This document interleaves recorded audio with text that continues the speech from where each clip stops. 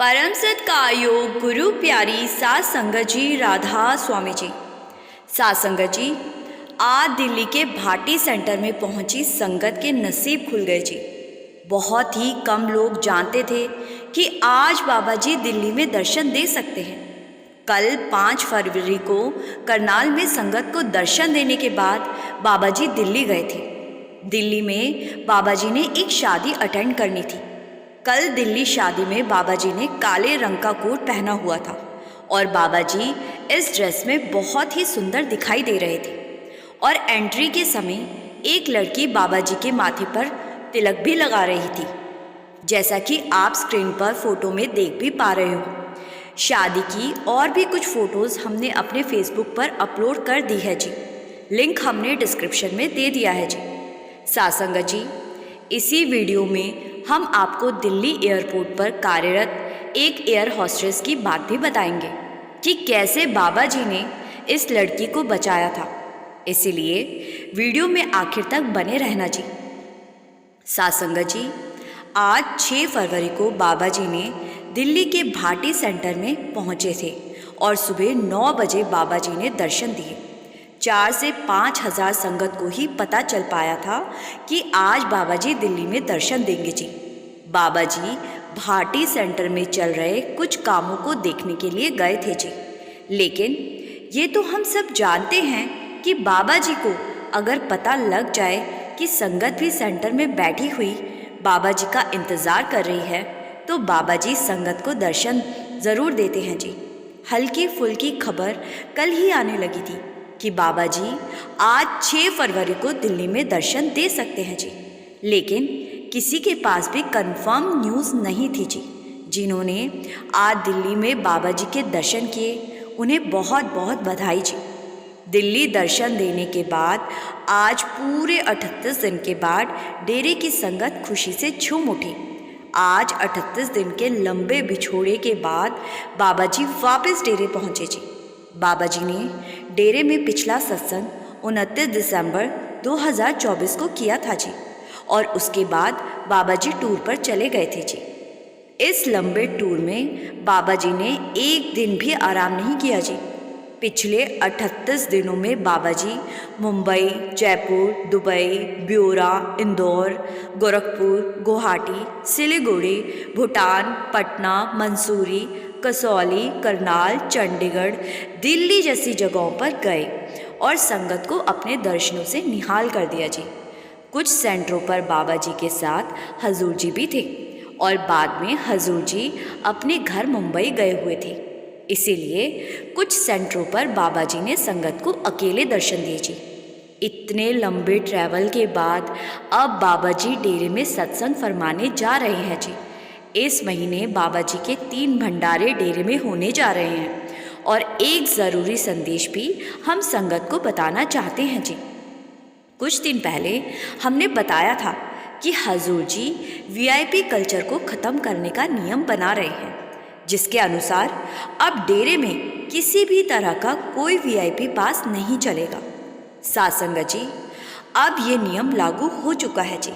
अब से डेरे में चाहे किसी के पास वीआईपी पास हो या डेरा पास हो, सभी को आम संगत के साथ बैठकर ही सत्संग सुनना पड़ेगा जी। पहले वीआईपी लोगों के बैठने की अलग से व्यवस्था की जाती थी, लेकिन अब ये कल्चर बिल्कुल ख़त्म हो चुका है जी और इस नियम को पूरी तरह से लागू भी कर दिया है जी। हजूर जी ने आम और ख़ास के इस भेदभाव को मिटाकर एक बहुत अच्छा काम किया है जी। सात संगत जी, वैसे भी अगर देखा जाए तो परमार्थ में किसी भी तरह का कोई भेदभाव नहीं होता जी। और बाबा जी ने आज तक ना जात पात ना अमीर गरीब में कभी कोई भेदभाव किया है। डेरे में हिंदू जा रहे हैं या मुस्लिम सिख जा रहे हैं या ईसाई, इससे कभी बाबा जी को कोई फ़र्क नहीं पड़ा जी। बाबा जी की नज़र में सब के सब बस उस एक मालिक के बनाए इंसान है जी। जात पात और अमीर गरीब के भेदभाव को बाबा जी बहुत पहले ही ख़त्म कर चुके हैं जी, और संगत को भी यही शिक्षा देते हैं कि इंसान की इंसानियत ज़रूरी है, ना कि उसकी जात या धर्म। और अब वीआईपी और आम संगत के भेदभाव को हजूर जी ने ख़त्म कर दिया जी। फरवरी में भंडारों पर डेरे जाने वाली संगत से हमारी बेनती है कि अपने कीमती सामान का ध्यान खुद रखें जी, क्योंकि 40 दिन के बाद बाबा जी डेरे में सत्संग फरमाने जा रहे हैं जी। इसीलिए बहुत ज़्यादा भीड़ होने की संभावना है और भीड़ का फ़ायदा उठाकर जेब कतरे और ठग संगत के सामान को चोरी कर सकते हैं जी। भीड़ में अगर किसी पर शक हो तो आप चुप ना रहें और पास खड़े किसी सेवादार को उस शख्स की जानकारी ज़रूर दीजिए। अपना भी सोचें और साथ साथ दूसरों का भी ज़रूर सोचें जी। और हर बार की तरह अनुशासन ज़रूर बनाए रखिए जी, क्योंकि बाबा जी को अनुशासन में रहने वाली संगत बहुत अच्छी लगती है जी। भंडारों की जानकारी आप हमसे पर्सनली फेसबुक पर मैसेज करके पूछ सकते हैं जी। साथ संगत जी, आइए अब उस एयर होस्टेस के बारे में मैं आपको बताती हूँ जी, जिस पर बाबा जी ने ऐसी कृपा कर दी कि उसका जीवन बच गया जी।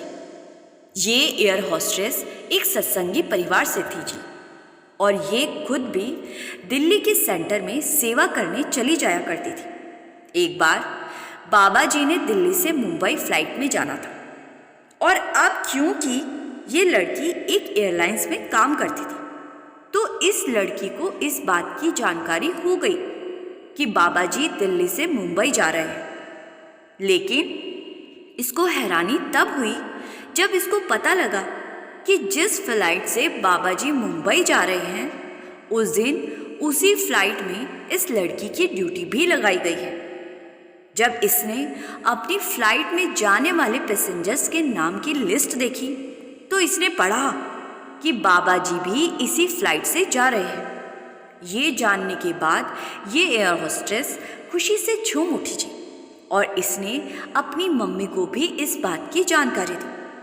इसकी मम्मी को भी बहुत खुशी हुई जी, और इसकी मम्मी ने समझाया कि बेटा, दर्शनों का ऐसा मौका बार बार नहीं मिलेगा, इसीलिए बाबा जी के अच्छे से दर्शन कर लेना और हो सके तो उनसे बात भी करना। कुछ देर के बाद जब सब पैसेंजर्स फ्लाइट में बोर्ड हो गए तो ये लड़की बाबा जी के दर्शन करके खुश हो रही थी। बाबा जी ने जब देखा कि वो लड़की लगातार उनकी तरफ देख रही है जी, तो बाबा जी ने इस लड़की को अपने पास बुलाया जी और कहा कि बेटा, तू बहुत दिनों से डेरे सेवा पर नहीं गई। तू मुंबई से वापस दिल्ली आने के बाद उसी दिन डेरे जाकर 4 दिन की सेवा करके आ। बाबा जी की बात को सुनकर लड़की हैरान हो गई, क्योंकि उसने तो बाबा जी से कोई बात ही नहीं की थी और ना ही बाबा जी पहले कभी इससे मिले थे। तो बाबा जी को कैसे पता लग गया कि मैं सेवा पर जाती हूँ और मैं एक सत्संगी हूँ। साथ संगत जी, इसीलिए तो कहा जाता है कि संतों से कुछ नहीं छिपता जी। बाबा जी अपनी रूह की पहचान ना कर पाए, ऐसा कैसे हो सकता था? जब बाबा जी ने इस लड़की को 4 दिन सेवा पर जाने को कहा तो इसने बाबा जी को जवाब दिया कि बाबा जी, जैसा आपका हुक्म, मैं 4 दिन के लिए डेरे जाकर सेवा कर आऊँगी जी। लड़की पूरे सफ़र में हैरान हो रही थी कि बाबा जी ने मुझे सेवा पर जाने की बात क्यों कही। लेकिन इस लड़की को बाबा जी पर बहुत विश्वास था जी, और ये सोचने लगी कि गुरु का हुक्म है तो मैं ज़रूर जाऊंगी। उसी दिन शाम तक ये जब वापस दिल्ली पहुंची तो इसने अपनी मम्मी को फ़ोन पर सारी बात बताई। इसकी मम्मी ने कहा कि बेटा, इसके पीछे ज़रूर कोई कारण होगा। संत महात्मा ऐसे कभी किसी को सेवा करने के लिए नहीं कहते, इसीलिए तू 4 दिन की छुट्टी ले और डेरे चले जा। मम्मी की बात सुनकर इस लड़की ने अपनी सीनियर लड़की यानी कि जो इनकी बॉस थी उसे जाकर कहा कि मुझे 4 दिन की छुट्टी चाहिए। 4 दिन की छुट्टी का नाम सुनते ही सीनियर लड़की ने मना कर दिया जी। तो ये एयर होस्टेस जिद करने लगी और कहने लगी कि हमारे गुरु का हुक्म आया है, इसीलिए आप मुझे 4 दिन की छुट्टी दे दो।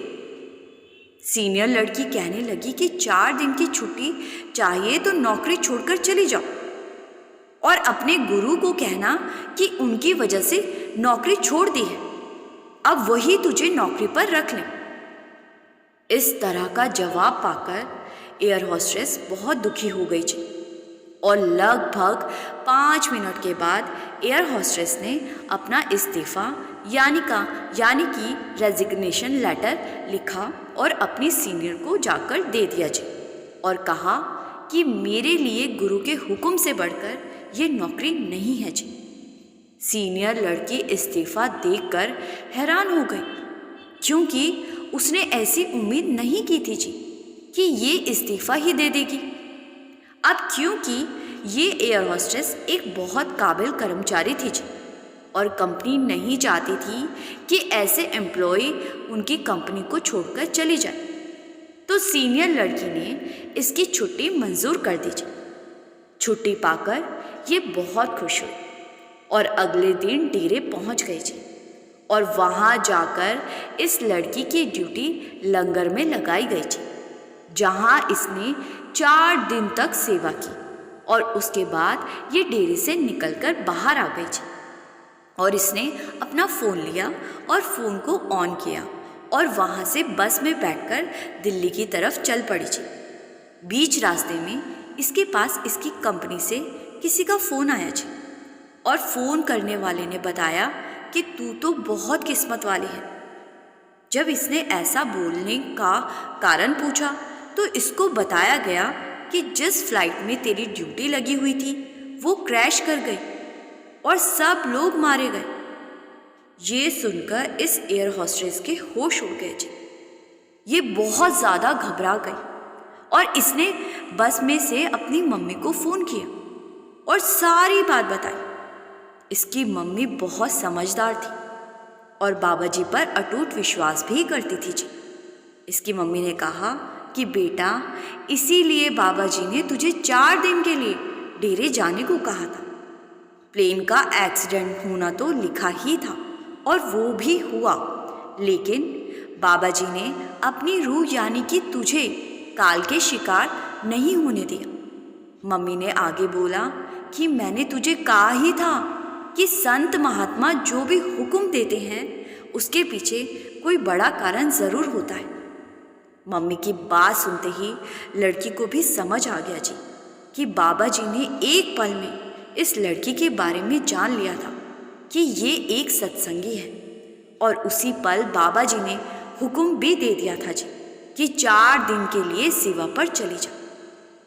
साथ संगत जी, ये फ़ायदे होते हैं गुरु के भाने में रहने के, उनके हुक्म में रहने के। सोचो, अगर आज ये लड़की बाबा जी के हुक्म को अनसुना कर देती या सीरियस ही ना लेती तो आज ये जिंदा ही ना होती, लेकिन इसने गुरु के हुक्म को अपनी नौकरी से भी ऊपर रखा जी और हुक्म मानने के लिए नौकरी तक छोड़ने लगी थी जी।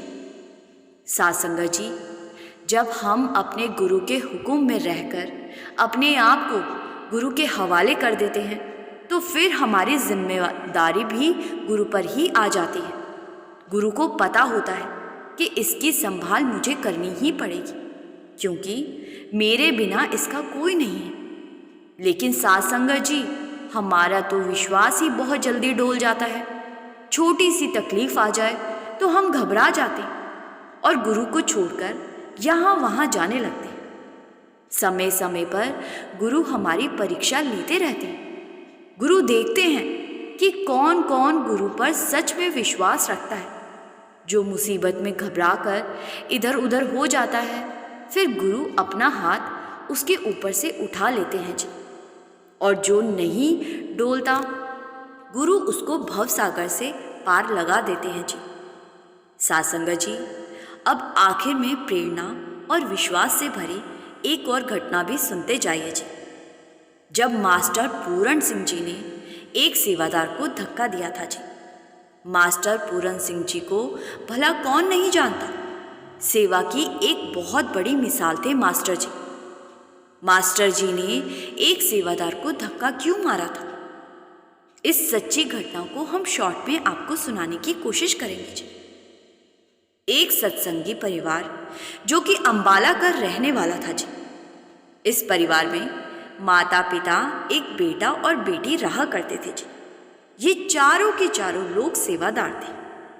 एक बार इन सब ने प्लान बनाया कि बाबा जी के भंडारे पर सहारनपुर जाकर सेवा करनी है। लेकिन इस प्लान से पहले ही इनके बेटे ने अपने दोस्तों के साथ मंसूरी घूमने का प्लान बनाया हुआ था। तो इस लड़के ने अपने माता पिता से पूछा कि वो मंसूरी जाना चाहता है, क्योंकि कॉलेज के दोस्तों के साथ पहले से ही प्लान बना हुआ था। तो इस लड़के के पिता ने कहा कि हम 4 दिन की सेवा पर सहारनपुर जा रहे हैं, तू एक काम कर, तू अपने दोस्तों से कह दे कि वो तुझे रास्ते में सहारनपुर से ले लेंगे। 2 दिन की सेवा के बाद तू उनके साथ मंसूरी चले जा। लड़का खुश हो गया और उसने पूरी बात अपने दोस्तों को बताई जी।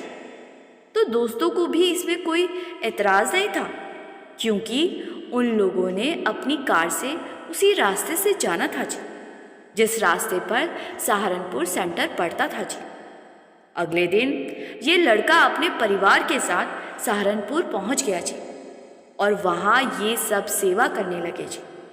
2 दिन के बाद जिस दिन इस लड़के ने अपने दोस्तों के साथ मंसूरी जाना था, ठीक उसी दिन मास्टर जी वहाँ आ गए और मास्टर जी ने अपने हिसाब से सबकी ड्यूटी लगानी शुरू कर दी जी। और जब मास्टर जी ने देखा कि कोई लड़का वहाँ खड़ा किसी का इंतज़ार कर रहा है, तो मास्टर जी ने उसे अपने पास बुलाया और कहा कि बेटा तू उस जगह पर जाकर सेवा कर ले। तो लड़का कहने लगा कि मास्टर जी, लेकिन मुझे तो आज मंसूरी अपने दोस्तों के साथ जाना है और वो कुछ देर में यहाँ आने वाले हैं। मास्टर जी ने कहा कि बेटा जब तक वो नहीं आते तब तक तू छोटी सी सेवा ही कर ले। मास्टर जी ने इस लड़के की ड्यूटी सेंटर की एक ऐसी जगह पर लगा दी जहाँ ना तो फ़ोन का नेटवर्क आता था और ना ही उस जगह तक कोई आसानी से पहुँच सकता था। मास्टर जी का हुक्म सुनकर लड़का उसी जगह पर जाकर सेवा करने लगा जी और सोचने लगा कि जब उसके दोस्त आएंगे तो उसके मम्मी पापा उन्हें यहीं भेज देंगे, फिर मैं उनके साथ मंसूरी चला जाऊंगा। कुछ देर के बाद इसके 3 दोस्त सेंटर में आए जी और इसको फ़ोन करने लगे, लेकिन नेटवर्क ना होने के कारण दोस्तों का नंबर नहीं लग पाया। और फिर इसके दोस्तों ने इस लड़के के मम्मी पापा से जाकर पूछा, तो उन्होंने कहा कि उन्हें खुद नहीं पता कि उसकी ड्यूटी कहाँ लगाई गई है। बहुत देर तक ढूंढने के बाद तीनों दोस्त वहाँ से चले गए जी। और जब कुछ देर के बाद उस लड़के ने अपनी सेवा पूरी की तो वो वापस मास्टर जी के पास आया और कहने लगा कि क्या अब मैं जा सकता हूँ। मास्टर जी ने कहा कि हाँ बेटा, बड़ी खुशी से जा सकते हैं। साध संगत जी, इस लड़के को कहाँ पता था कि मास्टर जी तो अपना काम कर चुके हैं। वो कौन सा काम मास्टर जी ने किया उसके बारे में भी अभी आपको पता लग जाएगा जी। फिर इस लड़के को कुछ देर के बाद पता लगा कि इसके तीनों दोस्त इसको बहुत देर तक ढूंढने के बाद वहाँ से चले गए। इसने जब फ़ोन किया तो इसके दोस्तों ने बताया कि वो बहुत देर तक तुझे ढूंढते रहे और जब तू नहीं मिला और ना ही तेरा नंबर मिल रहा था तो हम मंसूरी के लिए निकल गए। ये सुनकर इस लड़के को बहुत दुख हुआ जी। फिर इसके पिता ने समझाया कि बेटा अब जो हुआ उसको छोड़ और सेवा ही कर ले। लड़के ने पिता की बात मानी और अगले 2 दिन तक फिर से सेवा की। 4 दिन के बाद जब जाने के टाइम आया तो मास्टर जी ने सभी सेवादारों को बुलाया और अपने हाथ से सबको प्रसादी दी। जैसे ही मास्टर जी इस लड़के को प्रसादी देने लगे तो मास्टर जी ने इसके कंधे पर हल्का सा धक्का मारा। ये देखकर ये लड़का और इसके माता पिता हैरान हो गए और वो मास्टर जी से इस धक्के की वजह पूछने लगे। मास्टर जी ने कहा कि मैंने काल को धक्का दिया है अब ये बात इस परिवार के लिए और भी हैरान करने वाली थी जी। कुछ देर के बाद इन्हें पता लगा कि जिन लड़कों के साथ इस लड़के ने भी मंसूरी जाना था, उनका एक्सीडेंट हो गया है और वो तीनों मारे गए हैं। जब इन्होंने इस खबर को सुना तो इनके होश उड़ गए जी, क्योंकि उन्हीं के साथ इनके बच्चे ने भी मंसूरी जाना था जी। और फिर मास्टर जी ने ऐसा खेल खेला कि ये लड़का जा ही नहीं सका और काल का निवाला नहीं बन पाया जी। इन लोगों को धक्के वाली बात समझ में आ गई कि मास्टर जी काल को धक्का देने वाली बात क्यों कर रहे थे। साथ संगत जी, मास्टर जी कोई आम इंसान नहीं थे, वो बहुत पहुँचे हुए थे जी। इस लड़के को देखते ही वो समझ गए थे कि काल इस लड़के के आसपास मंडरा रहा है। इसीलिए मास्टर जी ने उस दिन इस लड़के की ड्यूटी ऐसी जगह पर लगा दी जहाँ ना तो फ़ोन का नेटवर्क था और ना ही कोई इस लड़के तक पहुँच सकता था जी, जिससे कि ये मंसूरी ना जा सके और काल का निवाला ना बन सके जी। साथ संगत जी, संत महात्मा अपने सेवादारों को काल का शिकार कभी नहीं होने देते जी। संत महात्मा कोई ना कोई ऐसी लीला रच देते हैं कि काल चाह कर भी उनके सेवादारों का कुछ नहीं बिगाड़ पाता जी। साथ संगत जी, अब वीडियो को यहीं विराम देते हैं जी। वीडियो पर एक लाइक और कमेंट में राधा स्वामी लिखना मत भूलिए जी।